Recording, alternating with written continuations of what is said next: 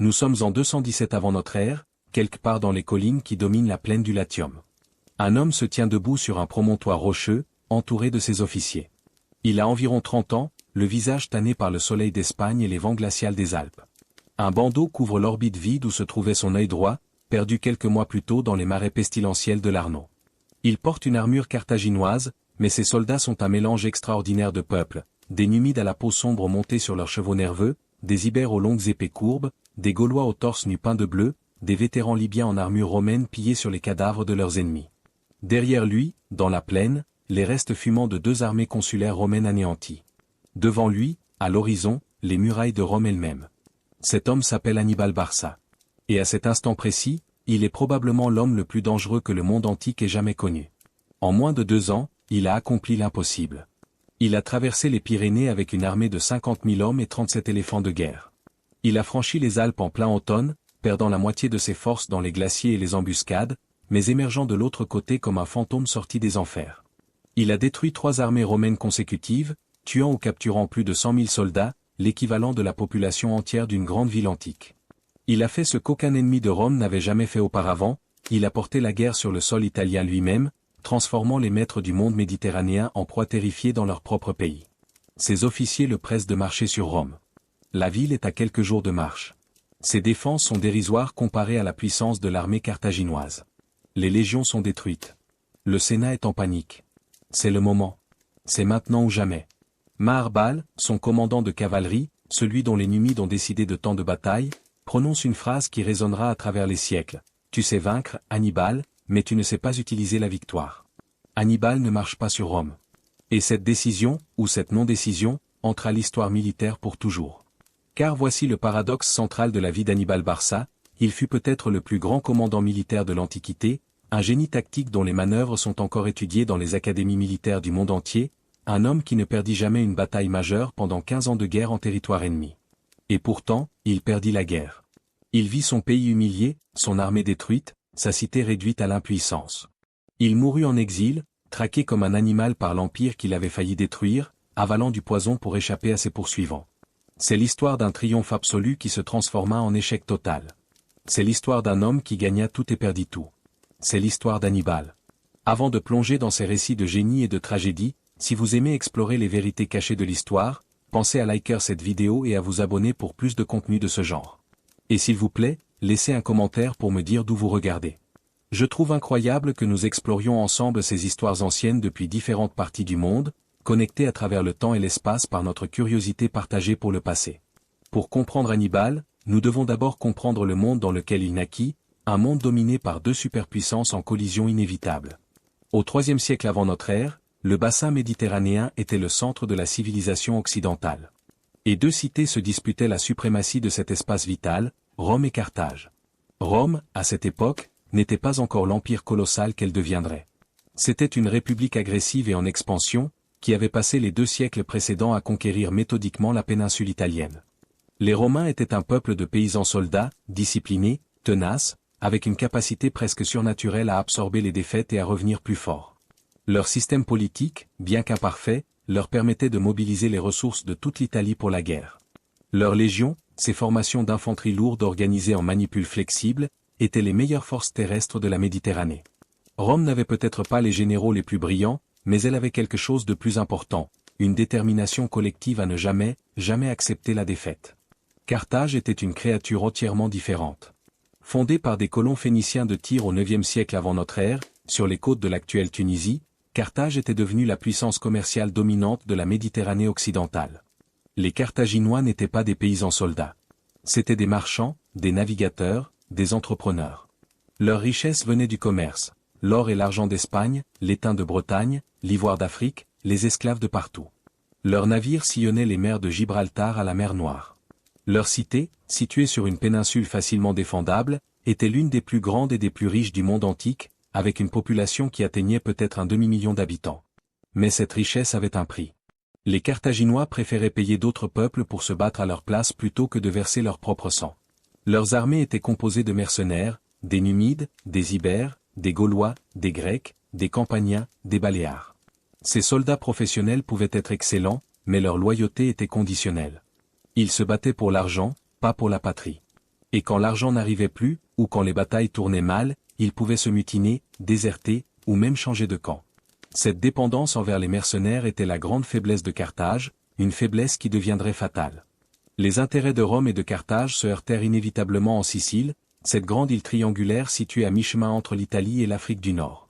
La Sicile était riche, fertile, stratégiquement cruciale. Les Carthaginois contrôlaient la partie occidentale depuis des siècles.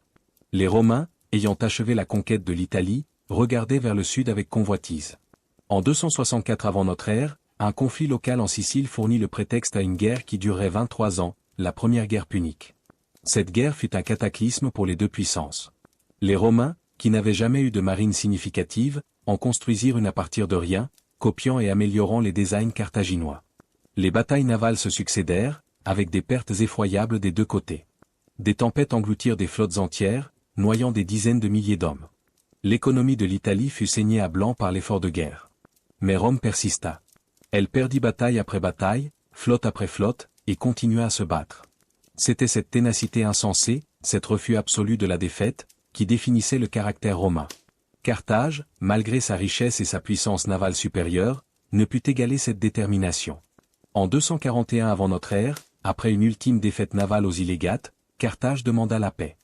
Les termes étaient humiliants, évacuation totale de la Sicile, paiement d'une indemnité de guerre colossale de 3200 talents d'argent, interdiction de faire la guerre en Italie ou contre les alliés de Rome sans permission romaine. Carthage, la grande puissance maritime, était réduite au statut de puissance de second rang, contrainte de payer tribut à ces paysans italiens qu'elle avait méprisés. Et ce n'était pas fini. À peine la paix signée, les mercenaires carthaginois se mutinèrent, furieux de ne pas avoir reçu leur solde. Cette révolte, connue sous le nom de guerre des mercenaires ou guerre inexpiable, faillit détruire Carthage. Pendant 3 ans, de 241 à 238 avant notre ère, les révoltés ravagèrent les territoires carthaginois en Afrique, commettant des atrocités qui choquèrent même les standards brutaux de l'époque. Carthage ne survécut que grâce au génie militaire d'un homme, Hamilcar Barca, le père d'Hannibal. Hamilcar était le meilleur général que Carthage ait produit depuis des générations. Pendant la première guerre punique, il avait mené une guérilla brillante contre les Romains en Sicile, les harcelant sans relâche, leur infligeant défaite après défaite dans les montagnes de l'intérieur. Il n'avait jamais été vaincu sur le champ de bataille. La paix humiliante de 241 lui avait été imposée par des politiciens pusillanimeux à Carthage, pas par les Romains. Hamilcar portait cette humiliation comme une blessure ouverte. Et il transmit cette blessure à son fils. Une scène légendaire illustre cette transmission de la haine. Avant de partir pour l'Espagne, où il comptait reconstruire la puissance carthaginoise, Hamilcar emmena son fils aîné au temple de Balamon, le dieu suprême de Carthage. Hannibal avait 9 ans. Hamilcar fit jurer à l'enfant, devant les autels fumants, qu'il serait toujours l'ennemi de Rome, qu'il ne ferait jamais la paix avec les Romains, qu'il consacrerait sa vie à venger l'honneur de Carthage.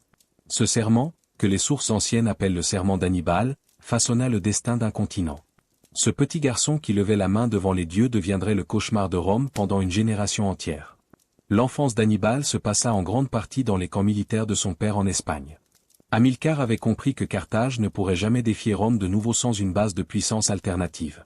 L'Afrique était trop proche de Rome, trop vulnérable à une invasion maritime. L'Espagne, en revanche, était riche en minerais d'argent, en guerriers féroces, en ressources de toutes sortes. Hamilcar entreprit méthodiquement la conquête du sud de la péninsule ibérique, soumettant les tribus locales par la diplomatie ou par la force, construisant une armée nouvelle, accumulant les richesses qui financeraient la revanche. Le jeune Hannibal grandit dans ce laboratoire militaire. Il apprit l'art de la guerre non pas dans des écoles ou des livres, mais sur le terrain, observant son père manœuvrer contre les Ibères, négocier avec les chefs tribaux, gérer les rivalités entre mercenaires de différentes nations. Il apprit plusieurs langues, car commander une armée multinationale exigeait de pouvoir parler aux soldats dans leurs propres idiomes. Il étudia les campagnes d'Alexandre le Grand, dont les conquêtes étaient encore fraîches dans la mémoire collective, absorbant les leçons du plus grand conquérant que le monde ait connu. Il reçut une éducation grecque, la culture la plus raffinée de l'époque, car les Carthaginois admiraient et imitaient les Grecs dans les arts et les sciences. Mais sous ce vernis de civilisation hellénique se cachait une détermination de fer et une haine froide, implacable, de Rome. Hamilcar mourut en 229 avant notre ère, noyé en traversant une rivière pendant une bataille contre une tribu ibère. Son gendre, Hasdrubal le Beau, lui succéda comme commandant en chef en Espagne. Hasdrubal était plus diplomate que guerrier. Il préférait la négociation à la conquête, le mariage politique à la bataille. Il épousa lui-même une princesse ibère et encouragea ses officiers à faire de même. Il fonda la ville de Carthagène, Nouvelle Carthage, qui devint la capitale de l'Espagne carthaginoise, une cité magnifique avec un port naturel parfait et des mines d'argent à proximité qui produisaient des richesses fabuleuses. Pendant le commandement d'Hasdrubal, le jeune Hannibal gravit les échelons de l'armée. Il commanda d'abord la cavalerie, puis des unités plus importantes. Il se distingua par son courage personnel, toujours au premier rang dans les combats, partageant les privations de ses hommes, mangeant la même nourriture, dormant sur le même sol. Cette proximité avec les soldats ordinaires lui gagna une loyauté fanatique qui ne fléchirait jamais, même dans les circonstances les plus désespérées. Les vétérans qui avaient servi sous Hamilcar voyaient en lui la réincarnation de son père, avec peut-être quelque chose de plus, une intelligence stratégique encore plus aiguisée, une ambition encore plus vaste. En 221 avant notre ère, Hasdrubal fut assassiné par un esclave celte qui vengeait son ancien maître. L'armée d'Espagne, par acclamation unanime, proclama Hannibal commandant en chef. Il avait 26 ans. Le Sénat de Carthage, bien qu'il n'appréciât pas toujours les ambitions de la famille Barca, confirma cette nomination. Le fils d'Hamilcar tenait enfin le pouvoir qu'il attendait depuis son enfance. Le serment juré dans le temple de Baal-Hamon pouvait maintenant être accompli. Hannibal passa ses 2 premières années de commandement à consolider le pouvoir carthaginois en Espagne. Il mena des campagnes contre les tribus du centre de la péninsule qui n'avaient pas encore été soumises, agrandissant le territoire et surtout aguerrissant son armée. Ces campagnes furent des répétitions générales pour la grande guerre à venir. Hannibal testait ses tactiques, évaluait ses officiers, forgeait une machine de guerre. Il était méthodique, patient, mais aussi audacieux quand les circonstances l'exigeaient.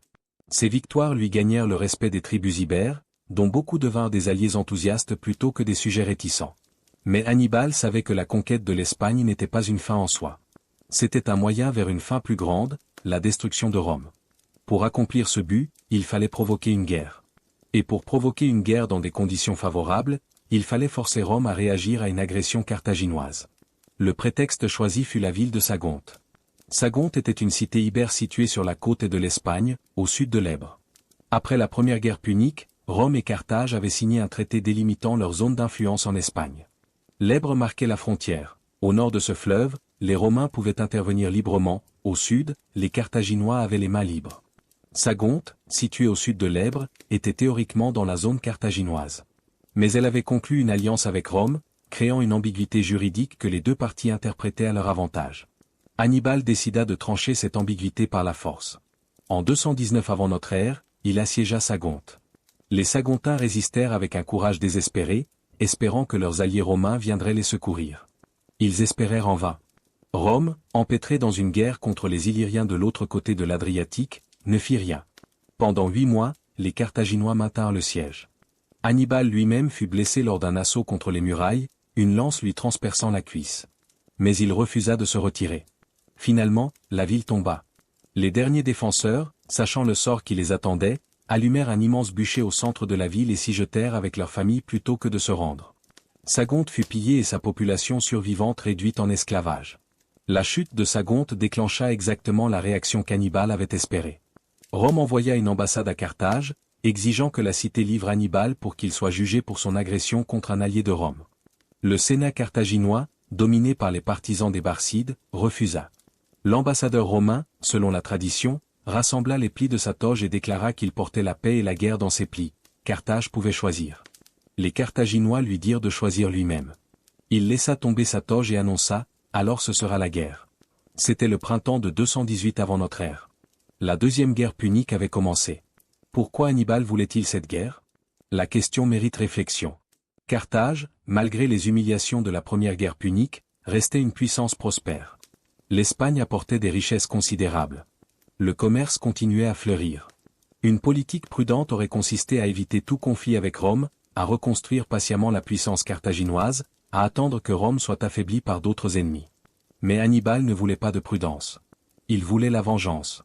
Le serment de son enfance n'était pas une formule vide. C'était le cœur de son existence, la raison de sa vie.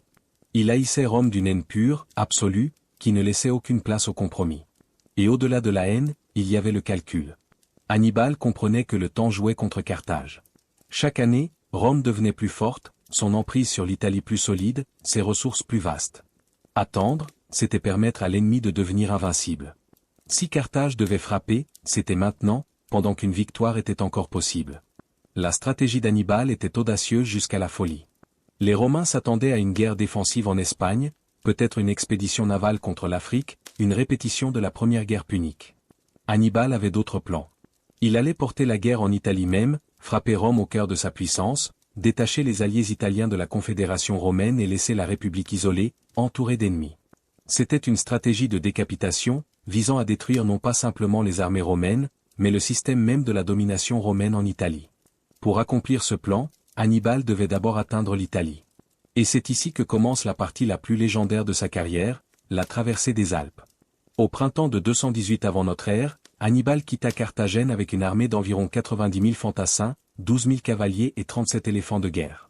C'était une force formidable, mais aussi extraordinairement diverse. Il y avait des Libyens, l'épine dorsale de l'infanterie lourde, formés et équipés à la romaine. Il y avait des Ibères, fantassins et cavaliers, avec leurs épées courtes redoutables, les falcatas, et leurs javelots.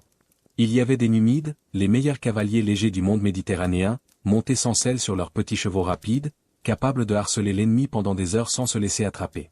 Il y avait des Gaulois cisalpins, ces tribus du nord de l'Italie qui avaient été récemment conquises par Rome et brûlaient de se révolter. Il y avait des frondeurs des îles Baléares, dont les projectiles de plomb pouvaient tuer à 100 mètres. Et il y avait les éléphants, ces monstres de guerre qui terrorisaient les chevaux et les hommes qui n'en avaient jamais vu. La première étape fut la traversée des Pyrénées. Ce n'était pas un obstacle majeur, mais il fallait sécuriser les arrières. Hannibal laissa son frère Hasdrubal en Espagne avec une force substantielle pour maintenir le contrôle de la péninsule et empêcher les Romains d'y prendre pied. Il laissa également des garnisons dans les cols pyrénéens. Ces précautions réduisirent sa force à environ 50 000 fantassins et 9 000 cavaliers quand il entra en Gaule. C'était encore une armée formidable, mais nettement plus petite que celle qui avait quitté Carthagène. La traversée de la Gaule prit environ 3 mois. Le trajet exact est encore débattu par les historiens, mais Hannibal suivit probablement la côte méditerranéenne jusqu'au Rhône, puis remonta le fleuve vers le nord avant de bifurquer vers les Alpes. La plupart des tribus gauloises le laissèrent passer sans opposition, certaines par crainte, d'autres contre paiement, d'autres encore par hostilité envers Rome qui avait conquis la Gaule cisalpine quelques années plus tôt.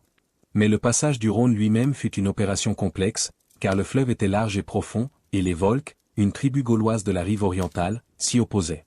Hannibal résolut le problème par une manœuvre d'encerclement. Pendant qu'il feignait de préparer un passage frontal, un détachement traversait le fleuve en amont et prenait les Volsques à revers. L'ennemi dispersé, l'armée traversa en 3 jours, éléphants compris, sur des radeaux et des barques improvisées. C'est après le Rhône que les choses devinrent vraiment difficiles. Les Alpes se dressaient devant l'armée, une muraille de pierre et de glace qui semblait infranchissable. Hannibal savait que des armées avaient traversé les Alpes avant lui, des armées gauloises qui avaient envahi l'Italie au cours des siècles précédents. Si les Gaulois pouvaient le faire, les Carthaginois le pouvaient aussi. Mais les Gaulois n'avaient pas d'éléphants. Et les Gaulois connaissaient les cols et les sentiers. Hannibal avançait en territoire inconnu, dépendant de guides locaux dont la fiabilité était douteuse. L'ascension commença vers la mi-septembre, alors que l'automne s'installait déjà dans les hautes vallées. Le choix de la saison était une erreur qui coûta cher. Les premiers jours furent relativement faciles, l'armée suivant des vallées larges et des pentes douces. Mais à mesure qu'elle montait, les difficultés s'accumulaient. Les sentiers devenaient plus étroits, parfois assez larges pour un seul homme ou un seul animal à la fois. Les précipices s'ouvraient des 2 côtés, menaçant d'engloutir quiconque faisait un faux pas. Et les Allobroges, une tribu gauloise hostile, commencèrent à harceler la colonne depuis les hauteurs. Ces embuscades furent meurtrières. Les Gaulois, connaissant parfaitement le terrain, apparaissaient soudainement au-dessus de l'armée en marche, lançaient des rochers et des javelots, puis disparaissaient avant que les Carthaginois puissent réagir. Dans les passages les plus étroits, la panique se répandait comme une traînée de poudre. Les chevaux et les mulets, terrifiés par le bruit et les projectiles, glissaient sur les sentiers glacés et tombaient dans les ravins, entraînant leur chargement avec eux. Des hommes mouraient écrasés par des rochers, d'autres tombaient dans le vide, d'autres encore étaient simplement abandonnés, blessés ou épuisés, incapables de suivre. L'armée laissait une traînée de cadavres et de carcasses derrière elle. Hannibal répondit à ces attaques avec son génie tactique habituel. Il envoya des éclaireurs occuper les hauteurs avant le passage de la colonne principale. Il organisa des embuscades contre les embuscadeurs, piégeant des groupes de Gaulois et les anéantissant pour décourager les autres. Il négocia avec certaines tribus, les soudoyant ou les intimidant pour obtenir leur neutralité. Mais malgré ces efforts, les pertes continuaient. Chaque jour, l'armée était un peu plus petite, un peu plus épuisée, un peu plus désespérée. Le col lui-même, quel qu'il fût, car les historiens débattent encore de l'itinéraire exact, fut atteint après environ 8 jours d'ascension. Polybe, l'historien grec qui est notre source principale, raconte qu'Hannibal rassembla ses hommes au sommet et leur montra la plaine du Pô qui s'étendait en contrebas, noyée dans une brume automnale. Là-bas, leur dit-il, se trouvait l'Italie. Là-bas, leur souffrance prendrait fin. Là-bas, la gloire et le butin les attendaient. C'était un moment de rhétorique pure, calculé pour redonner courage à une armée à bout de force. Mais la descente fut pire que l'ascension. Les pentes orientales des Alpes étaient plus abruptes, plus traîtresses. La neige fraîche couvrait une couche de neige ancienne, gelée et glissante. Les hommes et les animaux tombaient constamment, incapables de trouver prise. À un endroit, un éboulement avait emporté une section du sentier, laissant un précipice infranchissable. L'armée fut bloquée pendant plusieurs jours tandis que les ingénieurs carthaginois construisaient un nouveau chemin, brisant les rochers à coups de pioche, selon la légende, les chauffant avec du feu puis les aspergeant de vinaigre pour les faire éclater. Les éléphants posaient des problèmes particuliers. Ces animaux énormes, habitués aux chaleurs de l'Afrique, souffraient terriblement du froid. Leurs pieds, conçus pour les sols sablonneux ou herbeux, ne trouvaient pas de prise sur la glace. Plusieurs moururent pendant la traversée, tombant dans les précipices ou succombant à l'épuisement et au froid. Ceux qui survécurent arrivèrent en Italie dans un état pitoyable, squelettiques, malades, à peine capables de marcher. Quand l'armée émergea finalement des Alpes, vers la fin d'octobre ou le début de novembre, elle n'était plus que l'ombre de la force qui avait quitté l'Espagne 6 mois plus tôt. Des 90 000 hommes partis de Carthagène, des 50 000 qui avaient franchi les Pyrénées, il ne restait que 20 000 fantassins et 6 000 cavaliers. Plus de la moitié de l'armée avait été perdue, non pas au combat contre les Romains, mais dans les difficultés de la marche, les combats contre les tribus gauloises, les passages des fleuves, les glaciers et les précipices des Alpes. C'était un prix terrible, mais Hannibal l'avait payé volontairement. Il était en Italie, et les Romains ne l'attendaient pas. Car là résidait le génie stratégique de cette marche folle à travers les montagnes. Les Romains avaient prévu une guerre en Espagne et en Afrique. Ils avaient envoyé une armée consulaire en Espagne, sous le commandement de Publius Cornelius Scipio, le père du futur Scipion l'Africain. Ils avaient préparé une invasion de l'Afrique. Ils ne s'attendaient absolument pas à voir une armée carthaginoise déboucher des Alpes au cœur de la plaine du Pô. Quand la nouvelle arriva à Rome, la stupeur fut totale. Comment était-ce possible? Les Alpes étaient infranchissables. Aucune armée n'avait jamais fait cela. Et pourtant, Hannibal était là, sur le sol italien, avec une armée affamée et épuisée, mais une armée quand même. Les Romains improvisèrent en catastrophe. Publius Scipio, qui avait navigué jusqu'à Marseille pour rejoindre l'Espagne, fit demi-tour en apprenant qu'Hannibal avait déjà franchi le Rhône. Il renvoya son armée en Espagne sous le commandement de son frère et retourna lui-même en Italie pour prendre le commandement des troupes stationnées dans la plaine du Pô. C'était une décision courageuse mais peut-être imprudente. Scipio n'avait que 2 légions, plus les auxiliaires italiens, environ 25 000 hommes en tout. Il marcha vers l'ouest pour intercepter Hannibal avant que le Carthaginois ne puisse récupérer de son épreuve alpine. La première bataille eut lieu sur les rives du Tessin, un affluent du Pô, en novembre 218. Ce fut surtout un engagement de cavalerie, une reconnaissance en force des deux côtés.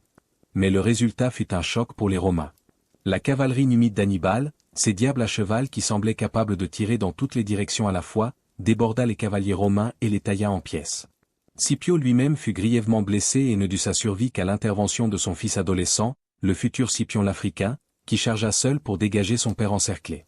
Les Romains se replièrent en désordre. Ce premier engagement, bien que modeste en termes de pertes, eut un impact psychologique majeur. Les légions romaines réalisèrent qu'elles affrontaient un ennemi d'un type nouveau, un commandant qui ne se battait pas comme les généraux qu'elles avaient l'habitude de vaincre. Et les Gaulois cisalpins, ces tribus du nord de l'Italie qui avaient été conquises par Rome mais n'avaient jamais accepté cette domination, virent que Rome pouvait être battue. Des milliers de guerriers gaulois désertèrent les auxiliaires romains et rejoignirent l'armée d'Hannibal. En quelques semaines, les forces carthaginoises avaient presque doublé. La vraie catastrophe pour Rome vint un mois plus tard, en décembre 218, sur les rives d'un autre affluent du Pô, la Trébie. Sempronius Longus, le second consul de l'année, avait rejoint Scipio avec ses légions venues de Sicile. Ensemble, les deux consuls commandaient environ 40 000 hommes. Mais Scipio était toujours convalescent de sa blessure au Tessin, et Sempronius, ambitieux et impétueux, brûlait de remporter une victoire avant la fin de son mandat consulaire. Hannibal allait exploiter cette impétuosité avec une cruauté calculée. Le matin de la bataille, Hannibal envoya sa cavalerie numide harceler le camp romain à l'aube. Sempronius, furieux, ordonna à ses légions de poursuivre les Numides. Les soldats romains n'avaient pas pris le temps de manger leur petit déjeuner. Ils traversèrent la Trébie à gué, dans une eau glaciale qui leur montait jusqu'à la poitrine. Ils émergèrent de l'autre côté trempés, gelés, affamés, face à une armée carthaginoise bien nourrie, bien reposée, formée en ligne de bataille. Et c'est là qu'Hannibal révéla son piège. Son frère Magon, avec 2000 cavaliers et fantassins d'élite, avait passé la nuit caché dans un ravin couvert de végétation, derrière la position où les Romains émergeraient de la rivière. Quand les légions furent pleinement engagées contre la ligne carthaginoise, Magon surgit de sa cachette et frappa l'arrière romain. Simultanément, la cavalerie numide sur les ailes déborda la cavalerie romaine et commença à envelopper l'infanterie. Le résultat fut un massacre. Les Romains, pris des trois côtés, gelés, épuisés, se battirent avec un courage désespéré mais sans espoir. Seuls 10 000 hommes, sous la conduite de Sempronius lui-même, réussirent à percer les lignes carthaginoises et à s'enfuir vers Plaisance. Le reste, peut-être 25 000 hommes, fut tué ou capturé. C'était la pire défaite romaine depuis des générations, et ce n'était que le début. La nouvelle de la Trébie frappa Rome comme un coup de tonnerre. Une armée consulaire complète, 2 légions romaines plus leurs alliés, anéanties en une seule matinée glaciale. Le Sénat tenta d'abord de minimiser le désastre, parlant d'un revers mineur causé par le mauvais temps plutôt que par la supériorité ennemie. Mais les survivants qui affluaient vers le sud racontaient une histoire différente. Ils parlaient de la cavalerie numide qui surgissait de nulle part, des éléphants qui écrasaient les rangs romains, du piège parfait tendu par le général carthaginois. La peur commença à se répandre dans les rues de Rome, une peur que la ville n'avait pas connue depuis les invasions gauloises d'un siècle et demi plus tôt. L'hiver 218 à 217 avant notre ère offrit un répit temporaire. Les armées antiques ne combattaient généralement pas pendant les mois les plus froids, quand la nourriture était rare et les routes impraticables. Hannibal installa son armée dans la plaine du Pô, consolidant son alliance avec les tribus gauloises, recrutant de nouveaux guerriers, reposant ses vétérans épuisés par la traversée des Alpes. Les éléphants survivants, décimés par le froid et les privations, moururent presque tous pendant cet hiver. Seul un survivait encore au printemps, un animal nommé Suru, le Syrien, qui servirait de monture personnelle à Hannibal pendant plusieurs années encore. Rome, pendant ce temps, préparait sa revanche. 2 nouveaux consuls furent élus pour l'année 217, Gaius Flaminius, un populiste ambitieux qui avait déjà combattu les Gaulois avec succès, et Gnaeus Servilius Geminus, un patricien plus prudent. 4 légions furent levées et équipées, portant les forces romaines en Italie du Nord à environ 60 000 hommes. Le plan était d'encercler Hannibal entre les 2 armées consulaires, l'une bloquant la route vers le sud à Arretium, l'autre gardant la côte adriatique à Ariminum. Quelle que soit la direction qu'Hannibal choisirait, il se heurterait à une armée romaine fraîche et nombreuse. Hannibal, bien sûr, ne fit ni l'un ni l'autre. Au printemps, quand les cols des Apennins redevinrent praticables, il ne se dirigea pas vers les positions romaines fortifiées. Il les contourna. Il choisit une route que personne ne pensait possible, les marais de l'Arno, une étendue de terres inondées entre les Apennins et la côte tyrrhénienne. Pendant 4 jours et 3 nuits, son armée pataugea dans l'eau jusqu'à la taille, dormant debout quand il fallait dormir, car il n'y avait pas de terre sèche où s'allonger. Les chevaux mouraient d'épuisement. Les hommes contractaient des fièvres des marais. Hannibal lui-même, monté sur le dernier éléphant survivant pour rester au-dessus de l'eau, attrapa une infection qui lui coûta l'usage de son œil droit. Il passa le reste de sa vie avec un seul œil, un borgne génial qui continuerait à humilier les généraux romains valides. L'armée émergea des marais au sud des positions romaines, coupant effectivement Flaminius de Rome. Le consul était furieux. Cet étranger borgne se promenait à travers l'Italie comme s'il était chez lui, pillant les fermes, brûlant les villages, humiliant Rome devant ses propres alliés. Flaminius était un homme politique autant qu'un général. Il savait que son avenir dépendait d'une victoire rapide et décisive. Il rassembla ses légions et se lança à la poursuite d'Hannibal, sans attendre les renforts de son collègue Servilius, sans prendre les précautions élémentaires de reconnaissance et de sécurité. C'était exactement ce qu'Hannibal voulait. Il attira Flaminius vers le nord, le long de la rive du lac Trasimène, un grand lac entouré de collines boisées. Le terrain était parfait pour une embuscade. La route longeait la rive du lac, coincée entre l'eau à gauche et les collines à droite. Hannibal fit camper son armée en vue, à l'extrémité nord du défilé, comme s'il se préparait à une bataille rangée conventionnelle. Mais pendant la nuit, il envoya le gros de ses forces dans les collines qui dominaient la route. À l'aube du 21 juin 217 avant notre ère, quand Flaminius engagea ses légions dans le défilé, 40 000 Carthaginois et Gaulois attendaient dans les bois au-dessus de lui. Ce qui se passa ensuite ne fut pas une bataille. Ce fut un massacre. Un brouillard dense s'était levé sur le lac, réduisant la visibilité à quelques dizaines de mètres. Les légions romaines marchaient en colonne, étirées sur plusieurs kilomètres le long de la rive. Elles ne virent pas les Carthaginois descendre des collines jusqu'à ce qu'il soit trop tard. L'attaque vint de partout à la fois, du front, des flancs, de l'arrière.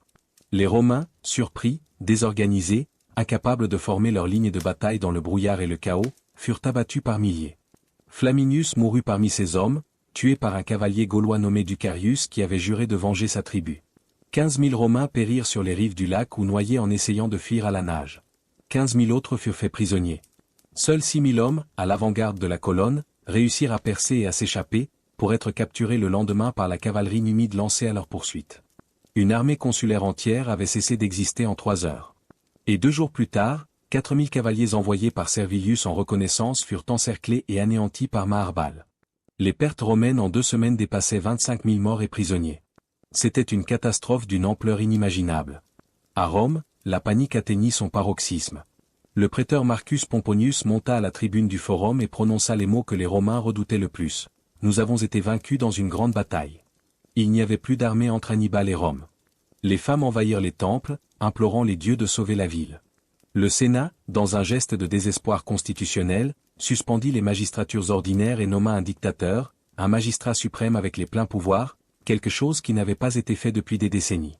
L'homme choisi pour ce rôle était Quintus Fabius Maximus, un vieux sénateur prudent, connu pour sa sagesse plutôt que pour son audace. Fabius comprit immédiatement ce que ses prédécesseurs n'avaient pas compris, on ne pouvait pas battre Hannibal en bataille rangée. Le Carthaginois était trop brillant, son armée trop expérimentée, sa cavalerie trop supérieure. Chaque bataille était un piège, et les généraux romains y tombaient avec une régularité désespérante. La seule stratégie viable était d'éviter la bataille. Fabius adopta une tactique que les Romains appelleraient plus tard la stratégie fabienne et que l'histoire militaire connaîtrait sous le nom de guerre d'usure.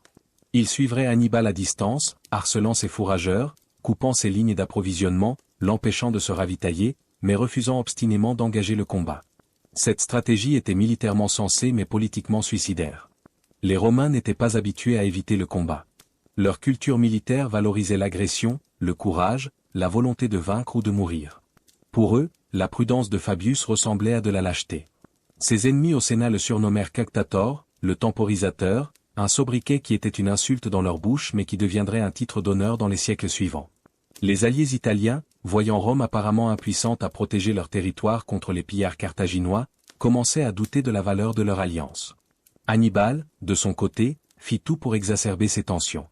Il traversa les Apennins et envahit la riche Campanie, le grenier à blé de l'Italie centrale. Ses armées pillèrent les fermes, brûlèrent les récoltes, capturèrent le bétail. Fabius suivait, toujours à distance, regardant les domaines de l'aristocratie romaine partir en fumée sans intervenir. À un moment, Hannibal fit même ravager les terres personnelles de Fabius tout en épargnant ostensiblement celles de ses voisins, suggérant que le dictateur avait conclu un accord secret avec l'ennemi. C'était de la guerre psychologique brillante, visant à détruire la réputation de Fabius et à forcer les Romains à reprendre leur stratégie agressive. La stratégie fabienne tint pendant plusieurs mois, mais elle ne pouvait pas durer indéfiniment.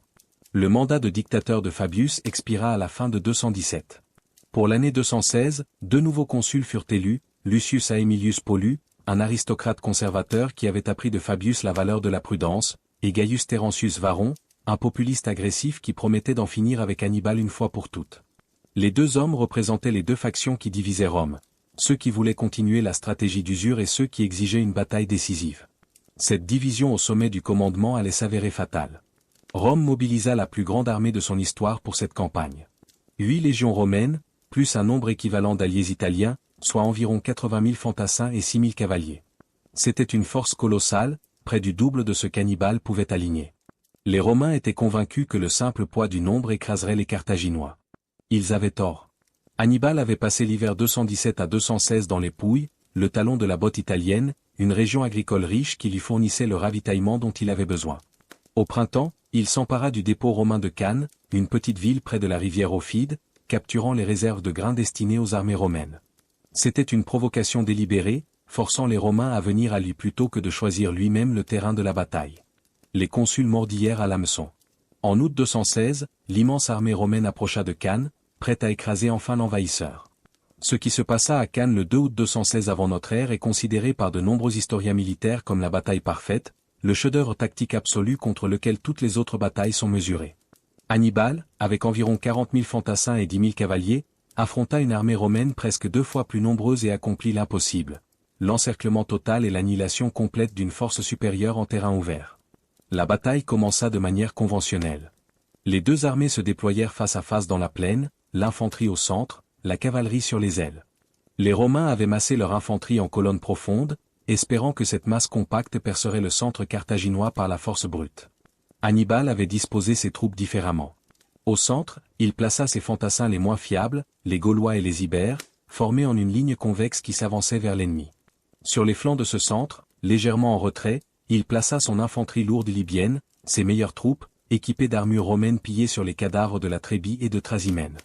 Sur les ailes, sa cavalerie, les Numides légers sur l'aile droite, les cavaliers lourds gaulois et ibères sur l'aile gauche. Quand les légions romaines chargèrent, le centre gaulois et ibère recula sous la pression. Ce recul n'était pas une fuite. C'était le plan. La ligne convexe devint plate, puis concave, attirant les Romains de plus en plus profondément dans une poche. Les légionnaires, excités par ce qui semblait être une victoire facile, poussaient vers l'avant, s'entassant dans un espace de plus en plus étroit. Ils ne remarquèrent pas que l'infanterie libyenne sur les flancs ne reculait pas. Elle pivotait. Pendant ce temps, sur les ailes, la cavalerie carthaginoise accomplissait son propre miracle. Les cavaliers gaulois et ibères, sous le commandement d'Asdrubal, frère d'Hannibal, écrasèrent la cavalerie romaine de l'aile gauche en quelques minutes de combat sauvage. Au lieu de poursuivre les fuyards, comme l'auraient fait des cavaliers moins disciplinés, ils contournèrent l'arrière de l'armée romaine et chargèrent la cavalerie alliée sur l'aile droite, qui résistait encore aux Numides. Pris entre deux feux, les cavaliers alliés romains furent anéantis. La cavalerie romaine tout entière avait cessé d'exister.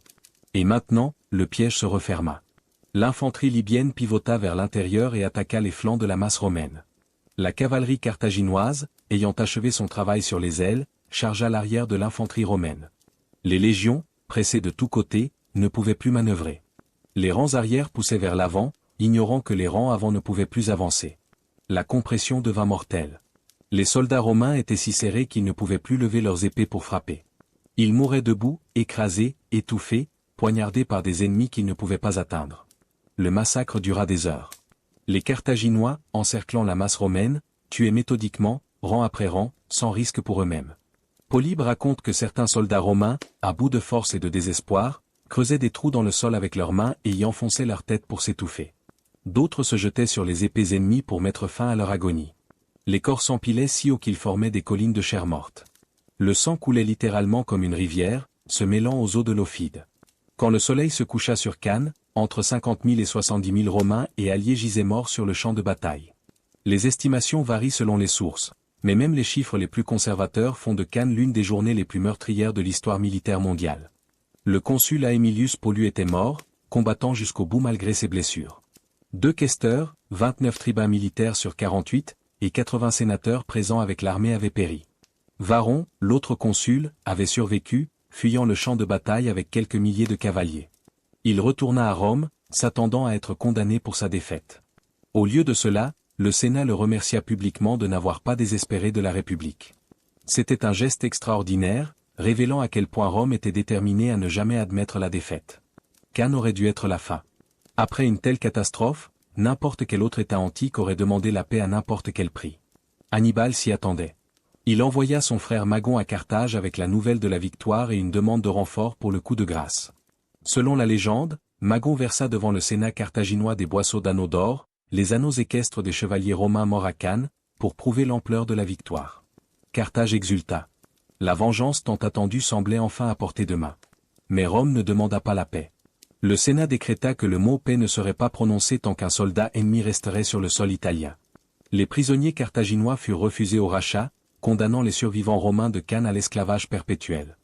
De nouvelles légions furent levées, cette fois en enrôlant des adolescents, des vieillards, et même des esclaves à qui on promettait la liberté en échange du service militaire. Les temples furent vidés de leurs trésors pour financer l'effort de guerre. Rome se préparait à continuer la lutte, peu importe le coût. Et c'est ici que commence le mystère central de la carrière d'Hannibal. Pourquoi n'a-t-il pas marché sur Rome après Cannes? La ville était pratiquement sans défense. Ses légions avaient été anéanties.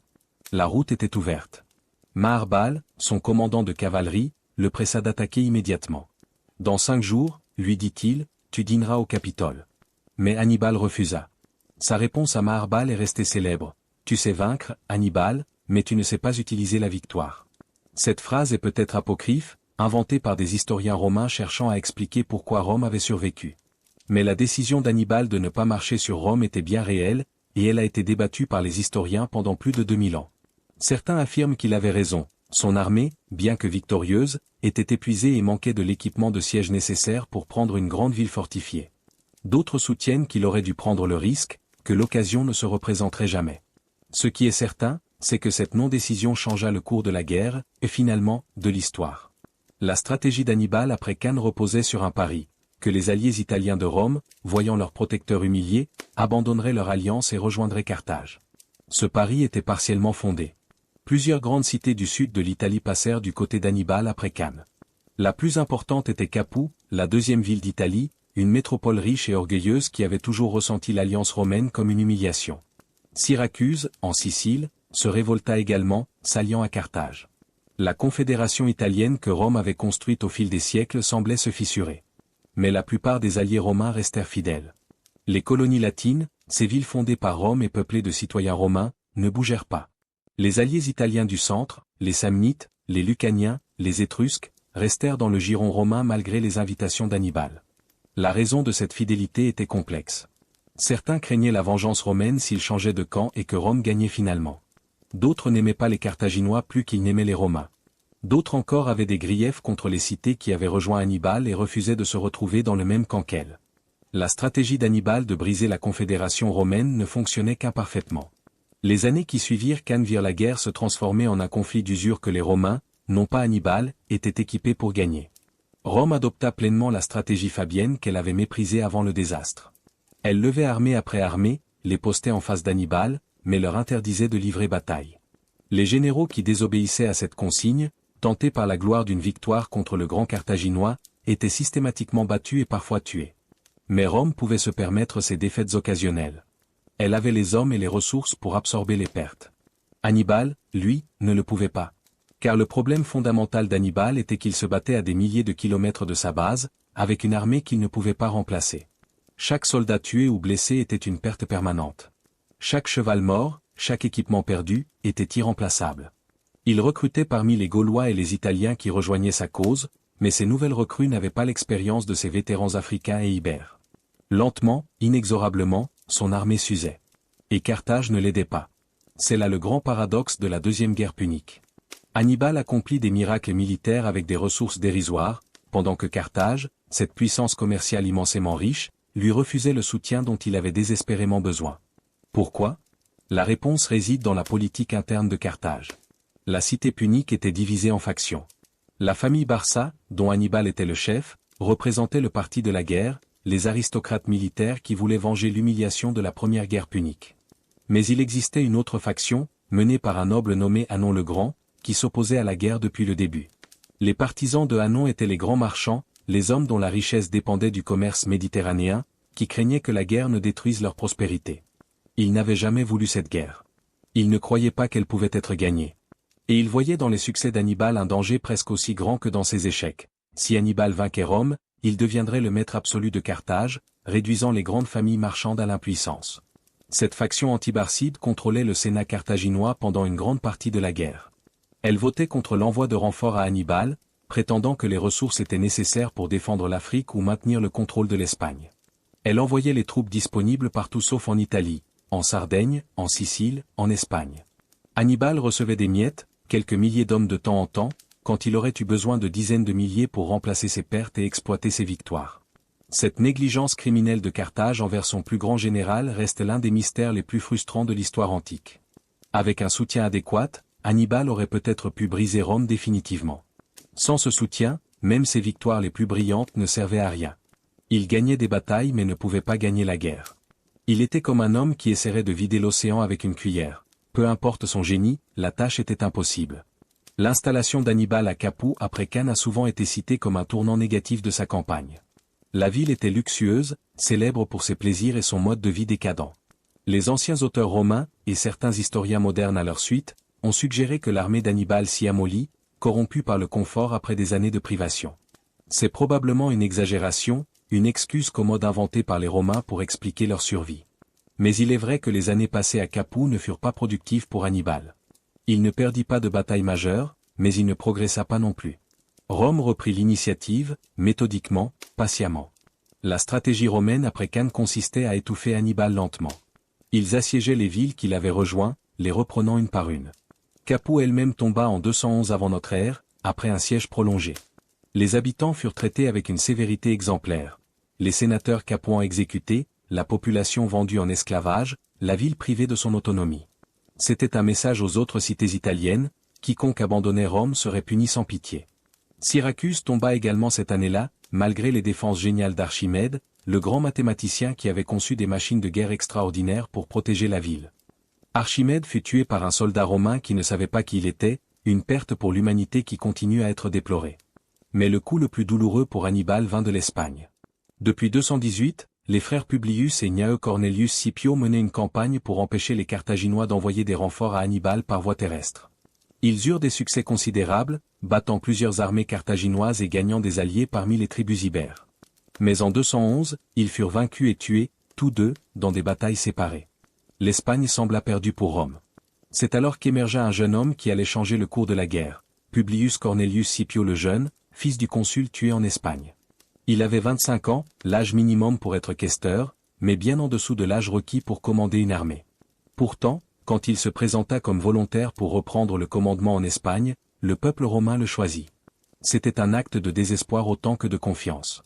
La République n'avait personne d'autre. Mais nous reparlerons de Scipion. Pour l'instant, concentrons-nous sur l'année 207 avant notre ère, qui apporta à Hannibal la nouvelle la plus dévastatrice de sa carrière. Son frère Hasdrubal avait finalement réussi ce qu'Hannibal avait tenté de faire depuis des années, traverser les Alpes avec une armée de renforts et rejoindre son frère en Italie. Hasdrubal était un commandant compétent, pas du calibre d'Hannibal, mais capable. Il avait amené environ 30 000 hommes à travers les montagnes, répétant l'exploit de son frère 12 ans plus tôt. Si les deux armées carthaginoises se réunissaient, Rome serait confrontée à une menace qu'elle ne pourrait peut-être pas surmonter. Les consuls de l'année, Gaius Claudius Nero et Marcus Livius Salinator, comprirent l'urgence de la situation. Nero, qui faisait face à Hannibal dans le sud, prit une décision audacieuse. Laissant une partie de son armée pour surveiller Hannibal, il marcha vers le nord à marche forcée avec 7000 hommes d'élite pour rejoindre Livius. Les deux consuls affrontèrent Hasdrubal sur les rives du Métaure, en Ombrie, avant qu'il puisse joindre Hannibal. La bataille fut acharnée, mais les Romains l'emportèrent. Hasdrubal, voyant sa défaite inévitable, chargea seul dans les rangs romains et mourut les armes à la main, préférant la mort à la captivité. Les Romains coupèrent la tête d'Hasdrubal et la transportèrent vers le sud, vers le camp d'Hannibal. Un cavalier romain s'approcha des avant-postes carthaginois et lança la tête dans le camp. Hannibal contempla les traits défigurés de son frère cadet, le compagnon de son enfance, le dernier espoir de renfort significatif. Selon Tite Live, il murmura « Je reconnais maintenant le destin de Carthage ». C'était l'aveu d'une défaite qu'il n'avait jamais admise publiquement mais qu'il avait peut-être toujours su inévitable. Après le Métaure, Hannibal se retira dans le Bruttium, l'extrême sud de l'Italie, la pointe de la botte. Il y resterait encore 4 ans, invaincu en bataille mais incapable d'affecter le cours de la guerre. Il était devenu un spectateur de sa propre défaite, regardant impuissant tandis que Rome reprenait l'initiative partout ailleurs. En Espagne, le jeune Scipion accomplissait des miracles, battant les armées carthaginoises les unes après les autres, conquérant Carthagène elle-même en un coup de main audacieux. En Afrique, des préparatifs se faisaient pour une invasion qui forcerait Carthage à rappeler son plus grand général. 15 ans. Hannibal avait passé 15 ans en Italie, vainqueur dans presque chaque bataille qu'il avait livrée, et pourtant il avait perdu la guerre. Le système romain, cette capacité à absorber les défaites et à continuer à se battre, avait triomphé du génie individuel. Les alliés italiens, malgré les invitations répétées d'Hannibal, étaient restés majoritairement fidèles à Rome. Carthage avait abandonné son champion, trop divisé et trop avare pour lui fournir les moyens de sa victoire. Tout ce qu'Hannibal avait accompli, les traversées impossibles, les batailles parfaites, les victoires qui auraient dû être décisives, tout cela n'avait servi à rien. Et maintenant, la guerre allait se décider ailleurs, sur le sol africain, dans une bataille entre Hannibal et un jeune Romain qui avait étudié ses méthodes et appris de ses victoires. L'élève allait affronter le maître. Publius Cornelius Scipio le Jeune n'aurait jamais dû devenir le sauveur de Rome. Il était trop jeune, trop inexpérimenté, trop marqué par la tragédie. Son père et son oncle étaient morts en Espagne, vaincus par les Carthaginois. Lui-même avait survécu de justesse au désastre de Cannes, où il avait servi comme tribun militaire à l'âge de 17 ans. Il avait vu de ses propres yeux l'armée romaine anéantie par le génie d'Hannibal. Cette expérience aurait pu le briser. Au lieu de cela, elle le transforma. Scipion ne passa pas les années suivantes à pleurer les morts ou à maudire l'ennemi. Il étudia. Il analysa. Il apprit. Ce qui distinguait Scipion de ses contemporains romains, c'était sa capacité à penser au-delà des conventions. Les généraux romains traditionnels étaient des hommes courageux et compétents, mais ils combattaient selon des méthodes éprouvées, des tactiques transmises de génération en génération. Hannibal les battait précisément parce qu'il ne respectait pas ces conventions. Il innovait, il improvisait, il transformait les faiblesses romaines en pièges mortels. Scipion comprit que pour vaincre Hannibal, il fallait penser comme lui. Il fallait adopter ses méthodes, les adapter, et finalement les retourner contre lui. Quand Scipion prit le commandement en Espagne en 210 avant notre ère, à l'âge de 26 ans, ses officiers et ses soldats le regardaient avec un mélange de curiosité et de scepticisme. Il était jeune, certes, mais les circonstances exigeaient des mesures extraordinaires. Ce qui suivit stupéfia tout le monde, amis comme ennemis. La première cible de Scipion fut Carthagène elle-même, la capitale de l'Espagne carthaginoise, la ville fondée par Hasdrubal le Beau, le centre nerveux de la puissance punique dans la péninsule. Les généraux carthaginois en Espagne, il y en avait 3 avec des armées séparées, ne s'attendaient pas à une attaque sur leur capitale. Chacune de leurs armées était à au moins 10 jours de marche de Carthagène. Scipion le savait. Ses espions lui avaient fourni des renseignements détaillés sur les positions ennemies, la géographie de la ville, et même les marais de la lagune qui protégeaient une partie des murailles. Scipion marcha secrètement vers le sud avec 25 000 hommes, couvrant les distances à une vitesse qui rappelait les marches d'Hannibal lui-même. Il arriva devant Carthagène avant que les Carthaginois ne sachent qu'il avait quitté son camp. La ville était défendue par une garnison modeste d'environ 1000 hommes, plus les citoyens en âge de porter les armes. Les murailles étaient formidables, mais Scipion avait un plan. L'attaque commença par un assaut frontal contre les murs du côté terrestre, un assaut sanglant qui fut repoussé. Mais c'était une diversion. Pendant que les défenseurs concentraient leur attention sur cette menace évidente, Scipion envoya 500 hommes contourner la ville et traverser la lagune du côté nord. Ces espions lui avaient révélé que la lagune, normalement profonde, devenait guéable à marée basse. Les Romains pataugèrent dans l'eau jusqu'à la taille, portant des échelles au-dessus de leur tête. Ils atteignirent les murailles du côté nord, pratiquement non défendues car les Carthaginois croyaient la lagune infranchissable. En quelques minutes, ils étaient sur les murs. Carthagène tomba en un seul jour. Le butin fut colossal. Scipion captura le trésor de guerre carthaginois, les réserves de grains, les arsenaux d'armes, les chantiers navals. Plus important encore, il libéra les otages que les Carthaginois détenaient pour garantir la fidélité des tribus ibères. Ces otages, rendus à leurs familles, transformèrent l'équilibre politique de l'Espagne. Les tribus qui avaient servi Carthage par crainte devinrent des alliés enthousiastes de Rome. En une seule opération, Scipion avait renversé la situation stratégique de toute la péninsule. Les années suivantes virent Scipion détruire méthodiquement la puissance carthaginoise en Espagne. Il battit Hasdrubal Barca, le frère d'Hannibal, à Baecula en 208. Il affronta les 3 armées carthaginoises réunies à Ilipa en 206 et remporta une victoire écrasante grâce à une manœuvre tactique brillante. Il inversa la disposition habituelle de son armée, plaçant ses légions romaines sur les ailes au lieu du centre, frappant les ailes faibles carthaginoises avec ses meilleures troupes tandis que son centre, composé d'alliés ibères, retenait l'élite ennemie. C'était une variation sur les tactiques d'Hannibal à Cannes, adaptée et perfectionnée. L'élève montrait qu'il avait bien appris les leçons du maître. En 205 avant notre ère, l'Espagne était romaine. Les dernières garnisons carthaginoises avaient été expulsées ou anéanties. Scipion retourna à Rome en triomphateur, acclamé par un peuple qui voyait enfin une lumière après 15 ans de ténèbres. Il fut élu consul pour l'année 205, un honneur extraordinaire pour un homme qui n'avait même pas encore l'âge légal pour cette magistrature. Et avec le consulat vint le pouvoir de proposer une nouvelle stratégie pour la guerre. La proposition de Scipion était audacieuse, envahir l'Afrique.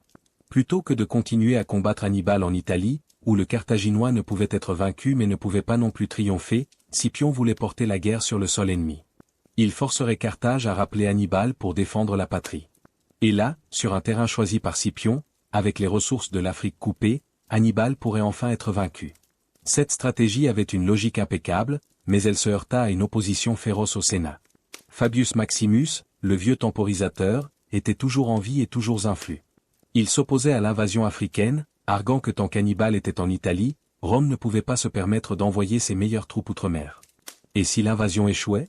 Rome serait exposée, son armée piégée en Afrique, Hannibal libre de frapper où il voulait. Le risque était trop grand. Mais Scipion l'emporta. Le Sénat lui accorda la permission d'envahir l'Afrique, bien qu'avec des ressources limitées. Il n'obtint pas les légions vétéranes qu'il demandait. Au lieu de cela, on lui donna les survivants de Cannes, ces soldats disgraciés qui avaient été exilés en Sicile comme punition pour leur défaite. C'était une ironie cruelle et peut-être une tentative délibérée de saboter l'expédition. Mais Scipion transforma ces hommes brisés en une force de combat redoutable, leur offrant la chance de laver leur honte dans le sang carthaginois. En 204 avant notre ère, Scipion débarqua en Afrique avec environ 35 000 hommes. Il fut rejoint par un allié crucial, Massinissa, un prince numide qui avait été dépossédé de son royaume par les intrigues carthaginoises. Massinissa brûlait de se venger et apportait quelque chose que les Romains n'avaient jamais eu en quantité suffisante, une cavalerie capable de rivaliser avec les Numides qui avaient si longtemps été l'arme décisive d'Hannibal. Les premières campagnes de Scipion en Afrique furent couronnées de succès. Il battit les armées carthaginoises envoyées contre lui, brûla leur camp, ravagea le territoire. Carthage, paniquée, fit ce que Scipion avait prévu. Elle rappela Hannibal. Après 15 ans en Italie, 15 ans de victoires sans résultat, 15 ans d'abandon par sa propre cité, Hannibal reçut l'ordre de rentrer. On peut imaginer ce qu'il ressentit en lisant ce message. Toute sa vie avait été consacrée à la destruction de Rome. Il avait sacrifié son œil, son frère, des milliers de ses hommes les plus fidèles. Et maintenant, alors qu'il était invaincu sur le champ de bataille, on lui ordonnait de partir, d'abandonner le sol ennemi, d'admettre implicitement que sa grande entreprise avait échoué. Les sources anciennes racontent qu'Hannibal grinça des dents et maudit les politiciens de Carthage quand il reçut l'ordre.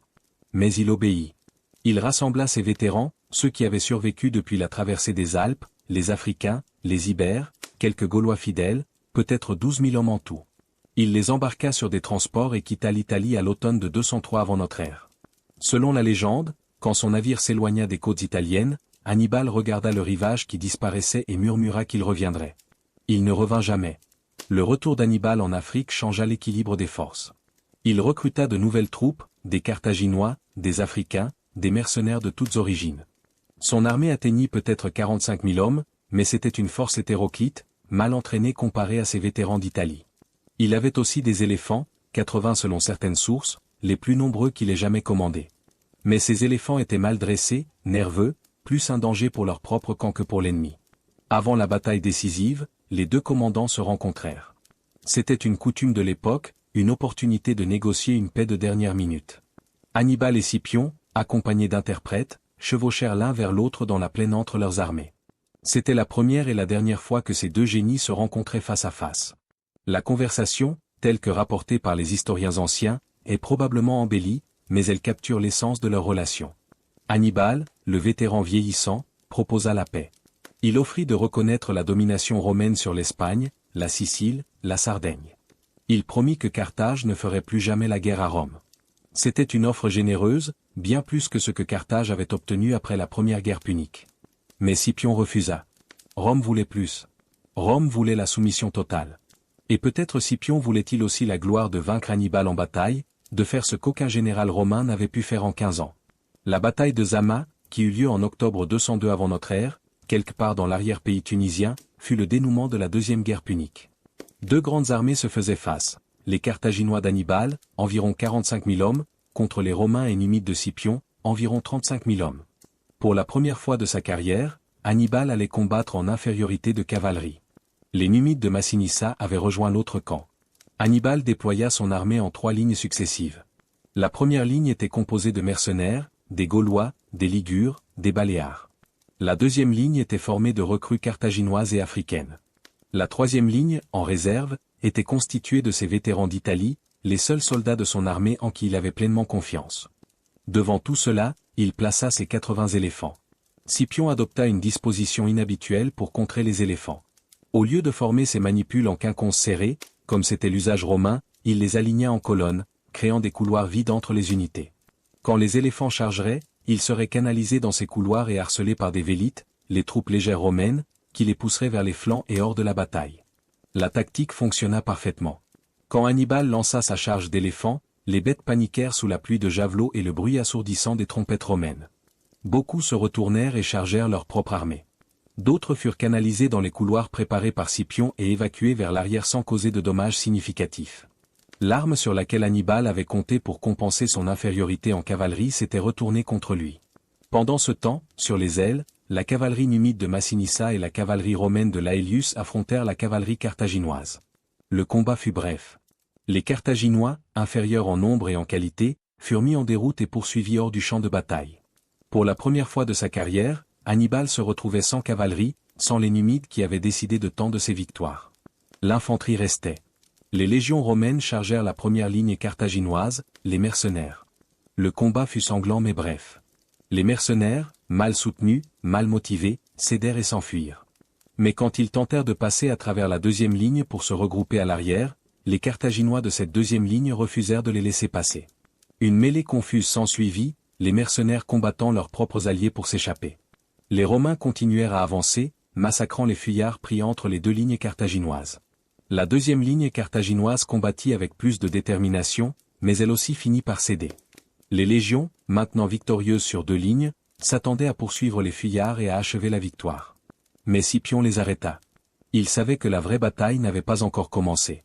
Devant lui, intact, discipliné, formidable, se dressait la troisième ligne d'Hannibal, les vétérans d'Italie. Scipion reforma ses légions, rassemblant ses manipules dispersées en une seule ligne compacte. Il plaça ses meilleurs soldats, les principes et les triarii, au centre, les plus jeunes Astati sur les flancs. Les deux lignes, romaines et carthaginoises, se firent face dans un silence tendu. C'était le moment décisif, le duel final entre les deux meilleures armées de la Méditerranée. La charge fut terrible.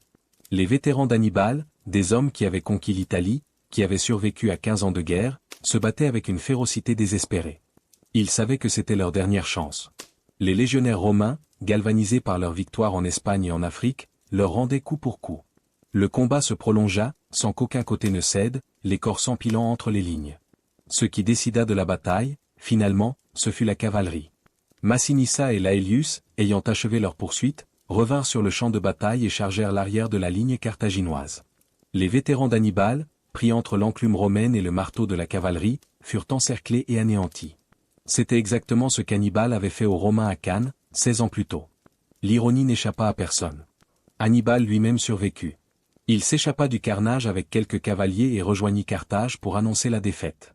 Selon les sources, quand le Sénat carthaginois lui demanda ce qu'il fallait faire, il répondit simplement qu'il fallait faire la paix.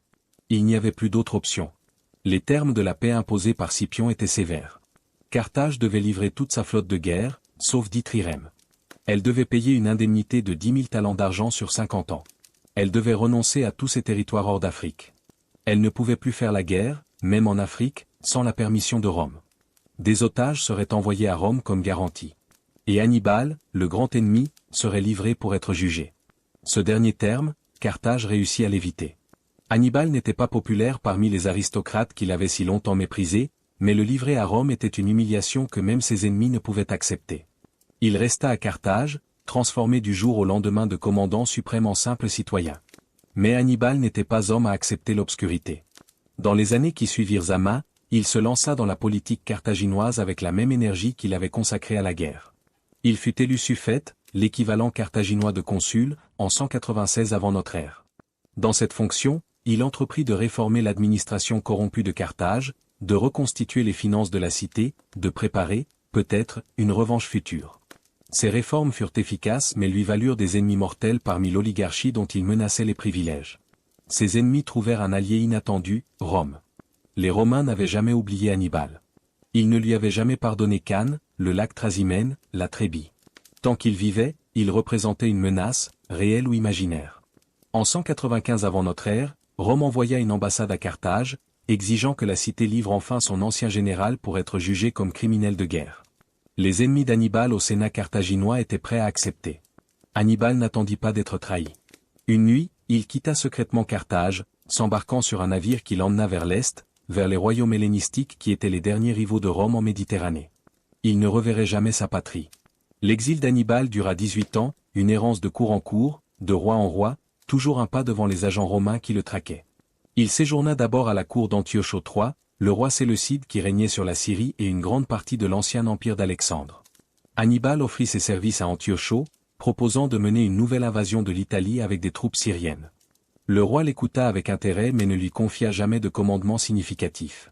Peut-être craignait-il qu'un général aussi célèbre n'éclipse sa propre gloire.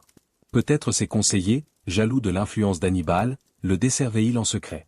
Quand Rome entra en guerre contre Antioche en 192 avant notre ère, Hannibal servit dans l'armée syrienne, mais dans un rôle secondaire, commandant une escadre navale en Méditerranée orientale. Il fut battu par une flotte romaine au large de Saïd, sur la côte sud de l'actuelle Turquie. C'était sa première et unique défaite navale, dans un élément qu'il ne maîtrisait pas comme il maîtrisait la guerre terrestre. Quand Antioche fut vaincu à la bataille de Magnésie en 190 et contraint de demander la paix, l'un des termes du traité fut la livraison d'Hannibal aux Romains. Une fois de plus, Hannibal s'enfuit. Il trouva refuge en Crète, puis en Arménie, puis finalement en Bithynie, un petit royaume sur les rives de la mer Noire, dans l'actuelle Turquie du Nord-Ouest. Le roi de Bithynie, Prusia, l'accueillit et lui confia le commandement de ses forces navales dans une guerre contre le royaume voisin de Pergame. Hannibal remporta plusieurs victoires, utilisant une tactique innovante. Il faisait lancer des jarres pleines de serpents venimeux sur les ponts des navires ennemis, semant la panique parmi les équipages. Même à 60 ans passés, même réduit à commander une marine de troisième ordre dans une guerre locale, le génie d'Hannibal ne s'était pas tari. Mais Rome ne l'oubliait pas. Rome n'oubliait jamais. En 183 avant notre ère, une ambassade romaine arriva à la cour de Prusia, exigeant la livraison d'Hannibal. Cette fois, il n'y avait nulle part où fuir. Prusia, terrifié par la puissance romaine, accepta de trahir son hôte. Les soldats bithyniens encerclèrent la maison où Hannibal résidait. Hannibal avait toujours su que ce jour viendrait. Il avait préparé depuis longtemps sa sortie. Dans l'anneau qu'il portait au doigt se trouvait une dose de poison. Quand il vit que toutes les issues étaient bloquées, que l'évasion était impossible, il avala le poison. Ses dernières paroles, selon les historiens anciens, furent « Délivrons le peuple romain de cette inquiétude qui le tourmente, puisqu'il trouve trop long d'attendre la mort d'un vieillard. » Ainsi mourut Hannibal Barca, à l'âge d'environ 64 ans, dans un coin reculé du monde, loin de Carthage, loin de l'Italie, loin de tous les champs de bataille où il avait gagné sa gloire. Le plus grand général de l'Antiquité, peut-être le plus grand général de tous les temps, finit sa vie comme un fugitif, traqué par l'Empire qu'il n'avait pas pu détruire. C'était une fin tragique, mais d'une certaine manière appropriée. Hannibal avait vécu par l'épée. Il mourut par le poison, mais ce fut Rome qui le tua, Rome qu'il avait combattu pendant toute sa vie adulte, Rome qu'il avait poursuivi jusqu'au bout du monde. La même année, par une coïncidence frappante, Scipion l'Africain mourut aussi. Le vainqueur de Zama avait lui aussi connu l'ingratitude de sa patrie. Accusé de corruption par ses ennemis politiques, il s'était retiré de la vie publique et avait passé ses dernières années dans l'amertume et l'exil volontaire. Ses derniers mots, gravés sur sa tombe, auraient été « Ingrate patrie, tu n'auras pas mes os ». Les deux adversaires, liés par leur génie et leur rivalité, s'éteignirent ensemble, comme si l'univers avait voulu marquer la fin d'une époque. Carthage survécut à Hannibal, mais pas pour longtemps. La cité se reconstruisit lentement après Zama, payant son indemnité, développant son commerce, retrouvant une certaine prospérité. Mais Rome la regardait avec méfiance, incapable d'oublier la terreur qu'Hannibal avait inspirée. Le sénateur Caton l'Ancien, qui avait combattu en Espagne pendant la Deuxième Guerre punique, terminait chacun de ses discours au Sénat, quel qu'en soit le sujet, par la même phrase. Et par ailleurs, je pense que Carthage doit être détruite. En 149 avant notre ère, Rome trouva un prétexte pour déclencher la Troisième Guerre punique. Cette guerre ne fut pas un conflit entre égaux. Carthage, désarmée par les traités, privée de ses vétérans, n'avait aucune chance. Elle résista néanmoins pendant 3 ans, avec un courage désespéré qui rappelait celui d'Hannibal. Mais en 146 avant notre ère, les légions romaines prirent la ville d'assaut. Carthage fut incendiée, rasée, ses habitants massacrés ou vendus en esclavage. Selon la légende, le sol fut semé de sel pour qu'aucune végétation n'y pousse jamais. La cité qui avait défié Rome pendant un siècle cessa d'exister. Que reste-t-il aujourd'hui d'Hannibal? Pas de tombe, car nous ne savons pas où il fut enterré. Pas de portraits authentiques, car les bustes et les médailles qui prétendent le représenter sont des créations postérieures. Pas même de sources écrites de son propre camp, car les archives carthaginoises furent détruites avec la ville. Tout ce que nous savons d'Hannibal vient de ses ennemis, les historiens romains et grecs qui écrivaient du point de vue des vainqueurs. Et pourtant, même à travers ces sources hostiles, la grandeur d'Hannibal transparaît. Son héritage militaire est immense. La bataille de Cannes reste, plus de 2000 ans plus tard, l'exemple classique de l'encerclement tactique, étudié dans toutes les académies militaires du monde. Les généraux à travers les âges ont tenté de reproduire son exploit, encercler et anéantir une force supérieure en nombre. Peu y sont parvenus. La manœuvre de Cannes a inspiré Napoléon, qui considérait Hannibal comme l'un des 4 plus grands capitaines de l'histoire. Elle a inspiré Schlieffen, dont le plan pour la Première Guerre mondiale était une tentative de Cannes à l'échelle continentale.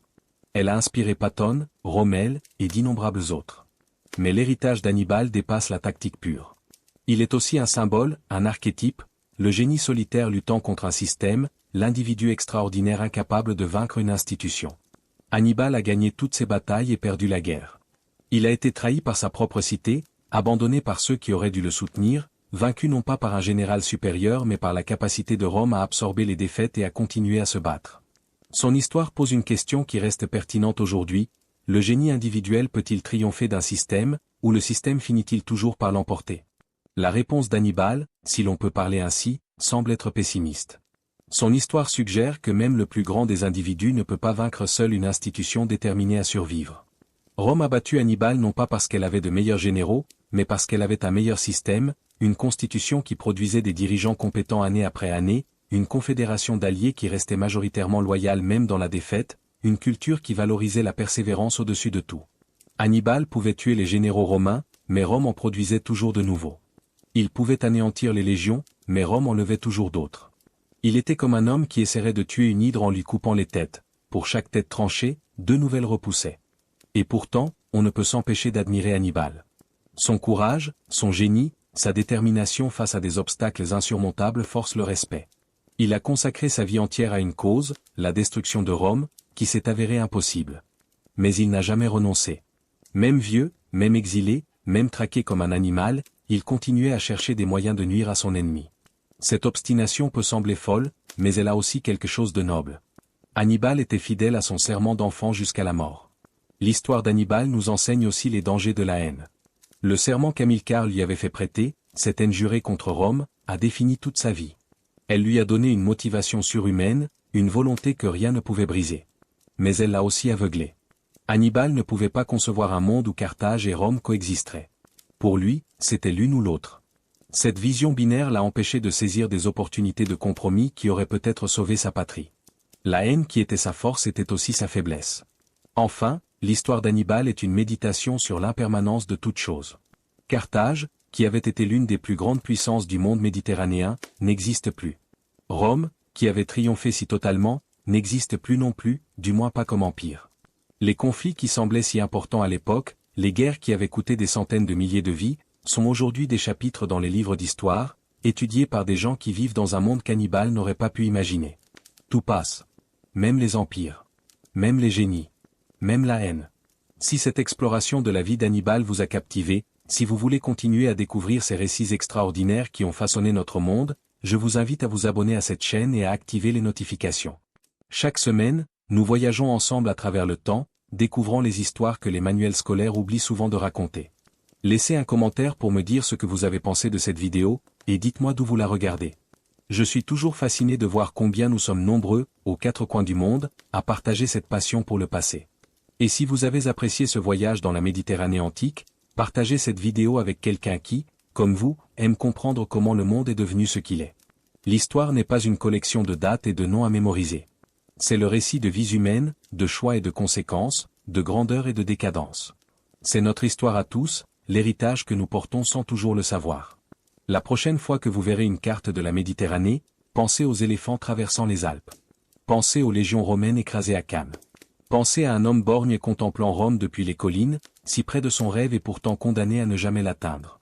Pensez à Hannibal Barca, le commandant qui ne perdit jamais une bataille mais perdit quand même la guerre, le génie que l'histoire finit par vaincre. Car c'est cela, finalement, la leçon d'Hannibal. Vous pouvez être le plus brillant, le plus courageux, le plus déterminé. Vous pouvez accomplir l'impossible, traverser les montagnes infranchissables, vaincre les armées invincibles. Et malgré tout cela, vous pouvez échouer. Non pas parce que vous n'étiez pas assez bon, mais parce que certaines forces sont plus grandes que n'importe quel individu. Le génie ne suffit pas toujours. La volonté ne suffit pas toujours. Parfois, l'histoire elle-même se retourne contre vous. Mais même dans l'échec, il y a de la grandeur. Hannibal a échoué, mais il a échoué magnifiquement. Son nom résonne encore à travers les siècles, alors que les noms de ses vainqueurs sont largement oubliés. Qui se souvient de Varron, le consul qui perdit Cannes? Qui se souvient de Flaminius, qui tomba dans le piège de Trasimène? Mais tout le monde se souvient d'Hannibal. La défaite n'est pas toujours la fin de l'histoire. Parfois, c'est le début de la légende. À très bientôt pour un nouveau voyage dans les couloirs du temps. Prenez soin de vous, et n'oubliez jamais que même les plus grands héros peuvent tomber, et que même dans leur chute, ils peuvent nous inspirer.